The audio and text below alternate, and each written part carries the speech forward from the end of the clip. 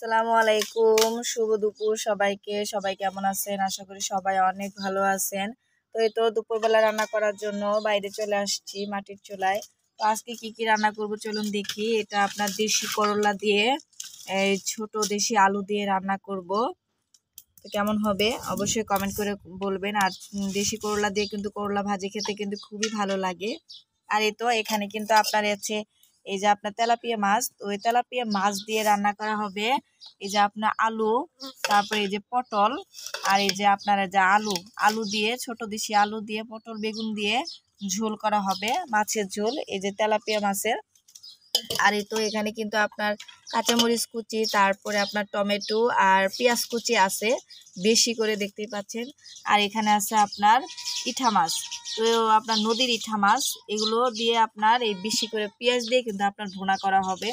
তো দুপুরবেলা আজকে কিন্তু অনেকগুলো রান্না বান্না করা হবে, যেমন করলা ভাজি করা হবে, এই যে ইঠা মাছ রান্না করা হবে পেঁয়াজ দিয়ে। আর এখানে কিন্তু আপনার আলু আর পটল আর আপনার বেগুন দিয়ে কিন্তু এই যে আপনার মাছের ঝোল করা হবে। তো দেখতে থাকুন কিভাবে কি করি। এখন করলা ভাজিটা বসায় দিছে, দেখেন ভাজির মধ্যে বেশি করে পেঁয়াজ দেওয়া হয়েছে যাতে ভাজিটা খাইতে অনেক সুস্বাদু হয়। তো এই তো এখন দিল একটু হালকা কাঁচামরিচ। আর এদিক দিয়ে তো আগে এই যে আমি সুন্দর করে কেটে একবারে রেখে দিছি ধুয়ে ছোট আলু আর করলা। আর এই তো এখন কিন্তু আপনি যে স্বাদ মতো লবণ দিয়ে দিল, আর একটু আপনার হলুদ দিল কালারটা আসার জন্য। আর এই যে এখন করলা ভাজিটা দিয়ে দিবে, দেখেন।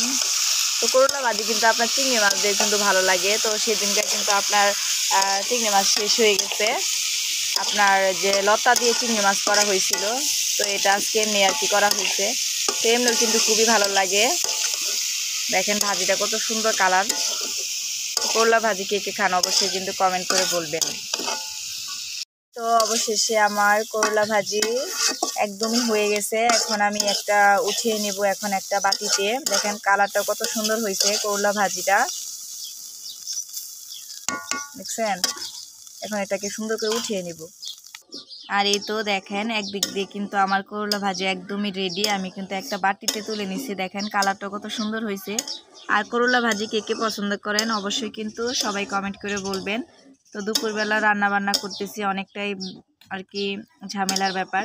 তো একটা রান্না আমার একদমই কমপ্লিট। আর এই তো আরেক দিক দিয়ে কিন্তু এই যে পেঁয়াজ কুচি বেশি করে কাটা হয়েছে, এই যে নদীর আপনার ইঠা মাছ, তো এটা রান্না করা হবে, আপনার পেঁয়াজ দিয়ে ভুনা করা হবে। তো আরেক দিক দিয়ে কিন্তু এই যে ইঠা মাছ রান্না করবে, তার জন্য কিন্তু এই যে মশলাগুলো সুন্দর করে কষানো হইতেছে, দেখতে পাচ্ছেন। এখানে কিন্তু পেঁয়াজ রসুন বাটা, তারপর পেঁয়াজ কুচি, তারপর হলুদের গুঁড়ো মরিচের গুঁড়ো সব কিছু কিন্তু একটু একটু করে দেওয়া হয়েছে। এখন শুধু মাছটা দিয়ে দিবে। আর এই তো মাছগুলো দিয়ে দিল। এই মাছটা আপনার ভুনা খেলে যে এত মজা আর এত স্বাদ, এটা একদম ইঠা মাছ, নদীর মাছ, ঠিক আছে। আর নদীর মাছ কিন্তু আপনার একটু পেঁয়াজ দিয়ে ভুনা করলে বেশি ভালো লাগে, আর আমাদের বাড়িতে আপনার পেঁয়াজ দিয়ে ভুনাটা একটু বেশি চলে। তো আমার ইঠা মাছের তরকারি হয়ে গেছে, দেখতে পাচ্ছেন কত সুন্দর হয়েছে না কালারটা, একদম তেল তেল। তো এটা হলো নদীর ইঠা মাছ, এটা কিন্তু আপনার শুধু আপনার ভুনা খেলেই কিন্তু বেশি ভালো লাগে। আমার তো এখনই খেতে ইচ্ছে করতেছে। তো কেমন হয়েছে অবশ্যই কমেন্ট করে বলবেন। আর দেখতে পাচ্ছেন তো এই যে বড় মাছ রান্না করবে। আর এই তো মাছটা কিন্তু আগে থেকে একটু ভেজে নিছে, বড় মাছ রান্না করার জন্য একটু মাছটা আগে থেকে ভেজে নিছে, এখন রান্না করা হবে বড় মাছ। তো এখানে কিন্তু বড় মাছ রান্না করার জন্য এই যে বাটা বাটা মশলা, তারপরে পেঁয়াজ কাঁচামরিচ, তারপরে সব কিছু কিন্তু দিয়ে নিতেছে।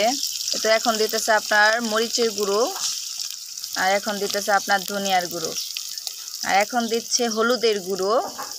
সব কিছু আপনার অল্প অল্প করে দিচ্ছে, কিভাবে কি করে সম্পূর্ণ ভিডিওগুলো দেখতে থাকুন। আর এখন দিচ্ছে আপনার লবণ পরিমাণ মতো। আর এই যে এখন মশলাটাকে ভালো করে কষাতে হবে, তারপরে আপনার মাছগুলো দিয়ে তরকারিগুলো দিয়ে দিতে হবে। এখন হালকা করে একটু পানি দিয়ে দিল ঝোলের জন্য। আর এই যে এখন দিয়ে দিতেছে আপনার সবজি, এখানে আপনার দেশি আলু, তারপরে আপনার বেগুন, আর আপনার এটা কি দিছ বারো পটল, তো এটা দিয়ে দিছে। এটা দিয়ে আজকে রান্না করা হবে তেলাপিয়া মাছ। তো এখন আমরা সুন্দর করে মশলার সাথে তরকারিটা ভালোভাবে আমাদের কষাতে হবে। তো দেখতে থাকুন সম্পূর্ণ ভিডিও। তরকারি একদমই রেডি, দেখতেই পাচ্ছেন কালারটা কেমন হয়েছে।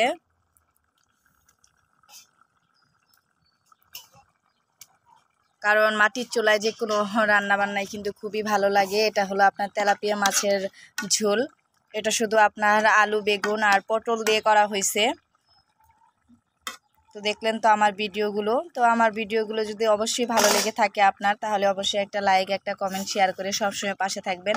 সবাই ভালো থাকবেন, সুস্থ থাকবেন। আসসালামু আলাইকুম।